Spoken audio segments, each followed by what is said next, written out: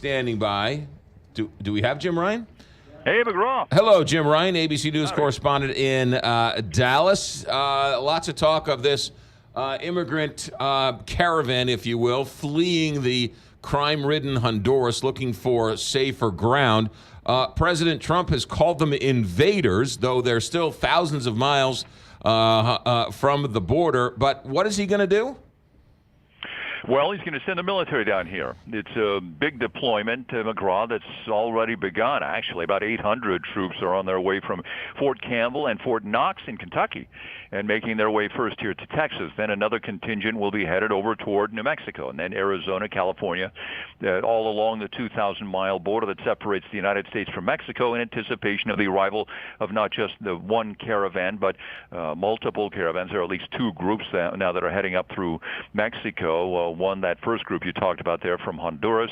Another group left San Salvador, El Salvador on Sunday and is making its way up here. So, yeah, that's sort of the front end, and the back end then is going to be here along the border area when these groups finally make it here, McGraw. Yeah. And what are the active troops supposed to be doing while on the border? Well, they're in a backup role because of a law that dates back to the post-Civil War era. There's not much they can do. They're not going to stand there alongside the Rio Grande, for example, with their guns drawn and wait for people to come across. They will act in a support role, providing logistics for the Customs and Border Protection. That's all they can do legally, really. They'll handle some surveillance matters. They'll fly aircraft, cargo and personnel aircrafts to move people around up and down the border. But really, that's about it. They'll also help with the maintenance and construction of fencing, that's along the border always. We talk about a wall, but there's also fencing in a lot of places that needs to be repaired, and they'll help with that. When are the arrival of some of these immigrants supposed to get to the border? Well, it could be a couple of weeks, could be several weeks. Most of the people are walking. Many of them are women pushing strollers, for heaven's sake.